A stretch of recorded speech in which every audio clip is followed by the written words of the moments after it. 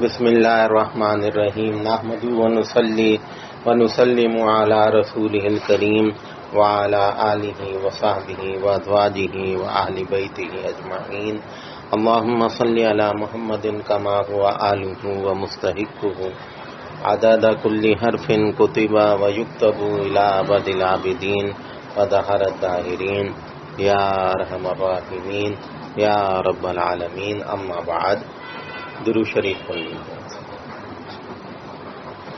میرے محترم دوستوں بزرگوں، حق تعالی شانہ کا قرآن کریم میں واضح اعلان ہے کہ جو لوگ ایمان لائے اور نیک اعمال کرتے رہے دنیا اور آخرت کی کامیابیاں انہی کا حصہ ہوں گی۔ دنیا اور آخرت کی کامیابی ایمان والے اور اعمال صالحہ والے، صرف ایمان نہیں، ایمان کے ساتھ اچھے اعمال، یہ بھی شرط ہے۔ قرآن کریم میں اللہ تعالی نے جہاں بھی ایمان لانے کا ذکر کیا وہاں فوراً عاملوا الصالحات، نیک اعمال بھی کرتے رہیں۔ تو ایمان اور ساتھ نیک اعمال، اچھے اچھے اعمال، اچھی اچھی نیکیاں، وہ تمام کام جو نبی کریم صلی اللہ تعالی علیہ وسلم ہمیں بتا کر گئے، سکھا کر گئے، ان کاموں کو اپنانا، اپنی زندگی کا حصہ بنانا، تو ایمان کے ساتھ نیک اعمال بھی ہوں تو دنیا اور آخرت کی کامیابیاں مقدر بنیں گی۔ اور یہی بات نبی کریم صلی اللہ تعالی علیہ وسلم کے ادوار میں، آپ کے دور میں حضرات صحابہ کرام رضوان اللہ تعالی علیہم اجمعین کی زندگیوں سے ہم اور آپ دیکھ سکتے ہیں کہ صحابہ ایمان لائے اور پھر اعمال صالحہ کے ساتھ جڑ گئے تو اللہ نے صحابہ کی مدد و نصرت کے لیے اپنا غیبی نظام چلایا یا نہیں چلایا، اور ایسے ایسے اللہ نے حضرات صحابہ کرام کے لیے کرامات کا ظہور فرمایا کہ آج تک وہ واقعات ہم سنتے بھی ہیں، سناتے بھی ہیں، اور ہمیں اس پہ فخر بھی محسوس ہوتا ہے کہ ہم ایسی ہستیوں کے لوگوں کے ماننے والے ہیں۔ تو ایمان اور اعمال صالحہ کے ساتھ کامیابی اس میں چھپی ہوئی ہے۔ حضرت مالک ابن دینار رحمۃ اللہ علیہ اپنے زمانے کے بڑے بزرگ اللہ والے گزرے ہیں۔ ان کے پڑوس میں دو بھائی رہتے تھے اور وہ دونوں آتش پرست تھے، اور اپنی زندگی جوانی انہوں نے سب آتش پرست میں یعنی آگ کی پوجا کرتے تھے اور آگ کو اپنا خدا مانتے تھے۔ تو ان دونوں بھائیوں نے اپنی زندگی اسی میں گزار دی۔ جو چھوٹا بھائی تھا وہ اکثر کبھی کبھی مالک ابن دینار رحمت اللہ علیہ کی محفل میں آ جایا کرتا تھا، بیٹھ جاتا تھا اور حضرت کی باتیں سنتا تھا۔ تو ایک دن اس نے گھر آ کر اپنے بڑے بھائی سے یہ کہا کہ بھائی جان، بات یہ ہے کہ دیکھو آپ کی عمر بھی 70 برس ہو گئی اور میں بھی اب عمر کے اس حصے میں آ گیا، اور ہم نے اس آگ کو اپنا خدا بنا رکھا ہے، اور ہمارا عقیدہ یہ ہے کہ ہم اس کی پوجا اس لیے کرتے ہیں کہ کل قیامت کا دن قائم ہو تو یہ اپنے ماننے والوں کو جلائے گی نہیں، عذاب نہیں دے گی۔ یہ عقیدہ ہے ان کا۔ تو چھوٹا بھائی یہ کہتا ہے کہ بھائی جان 70 برس آپ کو ہو گئے اور میری بھی اب زندگی ہو گئی، ظاہر ہے میں آپ سے 2-4 سال چھوٹا ہی ہوں، میری بھی اب عمر ہونے والی ہے، تو ایسا ہے کہ کیوں نہ ہم زندگی میں ایک تجربہ کر لیں۔ اچھا بھائی وہ کیا؟ تو چھوٹا بھائی یہ کہتا ہے کہ یوں کرتے ہیں کہ یہ جو آگ جل رہی ہے ہم اسے اپنا خدا مانتے ہیں، ہم تھوڑی دیر کے لیے اپنا ہاتھ اس میں ڈال دیتے ہیں، پھر دیکھتے ہیں کہ یہ ہمارا کچھ لحاظ بھی کرتی ہے یا نہیں۔ بڑا بھائی کہنے لگا چھوٹے بھائی سے، ارے تو سٹیا گیا، پاگل ہو گیا، آگ کا تو کام جو ہے وہ جلانا ہے، ہم اگر اس میں ہاتھ ڈالیں گے تو جلا دے گی۔ تو چھوٹا بھائی یہ کہنے لگا کہ بھائی پھر دیکھو یہ کتنے شرم کی بات ہے، سوچ کی اور فکر کے لمحات ہیں کہ 70 برس ہم نے اسے خدا مانا، اس کی پوجا کی، اور یہ 70 سیکنڈ بھی ہمیں آگ سے نہ جلائے، اتنا بھی لحاظ نہ کرے ہمارا، تو اس کا مطلب کہ ہم نے اب تک اپنی زندگی کا وقت اس کو خدا مان کے برباد کیا ہے۔ تو کیوں نہ پھر ہم اس ہستی کو خدا مان لیں، اس پر ایمان لے آئیں کہ جو اس آگ کا پیدا کرنے والا ہے، اور وہ کون ہے؟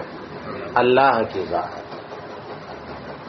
بڑا بھائی بھی کچھ دیر سوچ میں پڑ گیا، چھوٹے بھائی سے کہنے لگا یار بات یہ ہے کہ دیکھ اب تو میری عمر گزر گئی، اب میں اس عمر میں آ کے باپ دادا کے مذہب کو چھوڑوں گا، برادری کیا کہے گی، رشتہ دار کیا کہیں گے، تو میں تو بھئی اسی مذہب پر ہوں، تو خود مختار ہے، تیری جو مرضی آئے کر۔ چھوٹا بھائی وہاں سے اپنے گھر آیا، اپنے بیوی بچوں کو لیا اور سیدھا مالک ابن دینار رحمت اللہ علیہ کے دربار میں آن پہنچا اور کہا کہ جی بس کلمہ پڑھا دیجیے اور ہمیں مسلمان کر دیجیے، اور یہ مسلمان ہو گیا بیوی بچوں کے ساتھ۔ کہا جی حضرت اب دعا کیجئے گا اللہ ہمیں استقامت بھی دے، کیونکہ مذہب کا بدلنا اتنا آسان تو نہیں ہے، امتحانات سے گزرنا پڑتا ہے۔ حضرت مالک ابن دینار فرمانے لگے بھائی تم ٹھہرو، میں ابھی اپنے مریدوں سے شاگردوں سے کہتا ہوں تمہارے لیے اتنا تو کچھ جمع کر دیں گے کہ تمہارا گزر اوقات بہتر ہو جائے۔ کہنے لگا حضرت گستاخی معاف، جب میں آگ کو پوجا کرتا تھا، آگ کو خدا مانتا تھا، تو اس وقت بھی اس رب نے مجھے کھلایا، مجھے بھوکا نہیں رکھا، تو اب تو میں ڈائریکٹ اس پر ایمان لا چکا ہوں، تو مجھے پوری امید اور بھروسہ ہے وہ اب مجھے بھوکا نہیں رکھے گا۔ بس میرے بھائیوں، ایک چھوٹی سی جھونپڑی کچی سی ڈال لی دریا کے کنارے، بیوی نے کہا بھائی جاؤ کچھ محنت مزدوری کرو اور روزی روٹی طلب کرو، بیوی بچے سب بھوکے ہیں۔ تو اب آ کے بازار میں بیٹھ گیا کہ کوئی مزدوری مل جائے، لیکن اللہ کی شان مزدوری کچھ نہ ملی۔ اس نے کہا کہ ٹھیک ہے جب بندے مجھے مزدوری نہیں دیتے تو پھر میں رب کی مزدوری کر لوں، وقت کیوں ضائع کروں۔ مسجد میں آ گیا اور مغرب تک اللہ اللہ کرتا رہا۔ مغرب کے بعد گھر پہنچا خالی ہاتھ، بیوی نے پوچھا کچھ لائے نہیں کھانے پینے کو؟ کہنے لگا جس آقا کی مزدوری کر رہا ہوں نا، ارے وہ بڑا کریم ہے، تو فکر نہ کر بہت کچھ ملے گا۔ اگلا دن آیا تو پھر ایسا ہی ہوا، خالی ہاتھ گھر پہنچے۔ کہنے لگا فکر نہ کر کل جمعہ ہے، میرے مالک نے کہا ہے کل تو مبارک دن ہے، ضرور کچھ نہ کچھ انتظام ہوگا۔ اب تیسرا دن ہوا تو جمعۃ المبارک کا دن، یہ نہایا دھویا اور اللہ کی بارگاہ میں فریاد کرنے لگا پروردگار آپ نے مجھے اسلام کی ہدایت دی، میرے سر پہ اسلام کا تاج سجایا، اے اللہ مجھے اس قابل کر دے، کوئی ایسا کرشمہ دکھا دے کہ میں آل اولاد کے نان نفقے سے میں غنی ہو جاؤں۔ اے اللہ آج بھی خالی گیا تو مجھے اپنے اہل و عیال سے شرم آ رہی ہے۔ اللہ سے فریاد کی، ادھر آسمانوں میں ہلچل ہو گئی اور اللہ کی رحمت کے خزانے جو ہے اس کے در کھل گئے۔ یہ مسجد میں فریاد کر رہا ہے، ادھر اللہ نے مردان غیب کو ایک تشت میں اشرفیاں بھر کر اس کے گھر پہ بھیج دیا۔ جا کر اس کی گھر والی سے کہا یہ لو بھائی تمہارا شوہر جس آقا کی مزدوری کرتا ہے یہ اس نے بھیجا ہے، اور اس سے کہنا اپنی مزدوری جاری رکھے، دیکھ اگر 3 دن کی مزدوری پہ یہ اجر ہے تو باقی زندگی بھر محنت مزدوری کرے گا تو کیا ملے گا۔ اب جو وہ کپڑا ہٹایا تو اس تشت میں 1000 اشرفیاں تھیں۔ تو اللہ کیسے دینے والے ہیں، اللہ کیسا اکرام کرنے والے ہیں۔ تو اس نے سوچا کہ بھئی یہ سونے کی اشرفی ہے، تو میں اس کو کھلا کرا کے چھوٹے چھوٹے سکے لے آؤں. ہمارے پاس بڑا نوٹ آ جاتا ہے تو پریشانی ہوتی ہے نہیں ہوتی؟ کوشش ہوتی ہے یار اس کا کھلا کرا کے لاؤ، بڑا نوٹ ہے. تو وہ گئی صراف کے پاس، اس کو وہ اشرفی دی کہ بھئی اس کی جگہ مجھے چھوٹے چھوٹے سکے دے دو تاکہ خریداری میں کام آ جائیں. تو وہ صراف جو ہے سنار، وہ بڑی حیرت سے اس کو دیکھ رہا ہے اشرفی. وہ کہہ رہا ہے یہ کہاں سے لائی ہو؟ یہ ہمارے دور کی اشرفی نہیں ہے، کیونکہ اس کا وزن بھی دگنا ہے اور اس کی بناوٹ بھی عجیب ہے. پھر اس خاتون نے سارا واقعہ سنایا کہ بھئی ایسا ایسا ہے، ہم نئے نئے مسلمان ہوئے، میرے شوہر 3 دن ہوئے آج مزدوری پہ گئے، پیچھے ان کے آقا کی طرف سے ہمیں یہ مزدوری ملی ہے.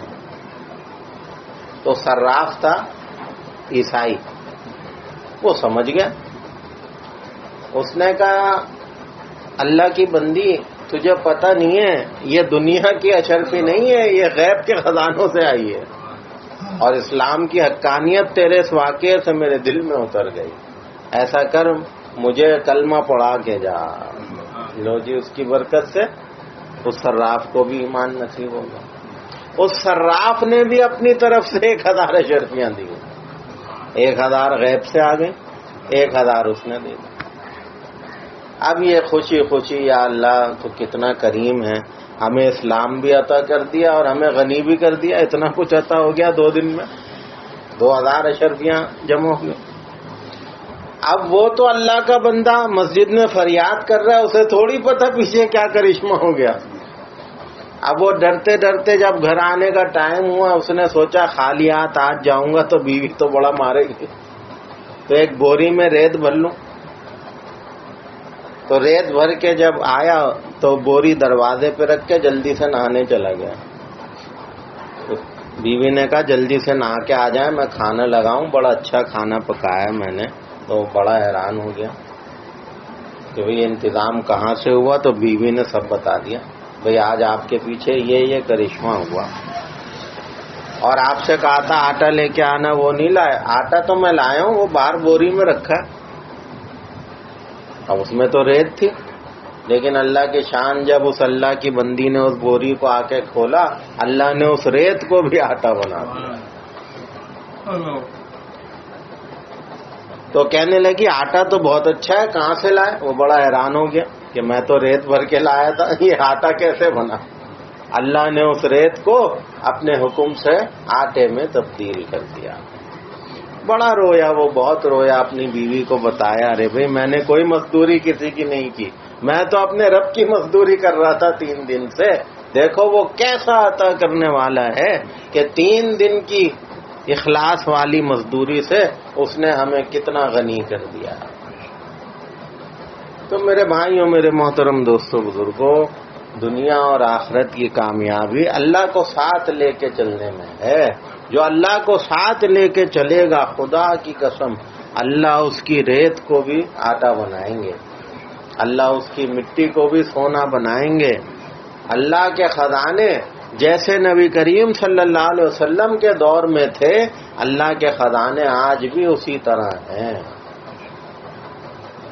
دن رات کا خرچ کرنا، اللہ کے خزانوں میں مچھر کے پر کے برابر بھی کمی نہیں لاتے. اللہ کے خزانے ازل سے ہیں اور ابد تک اسی طرح رہیں گے. درود شریف پڑھیے.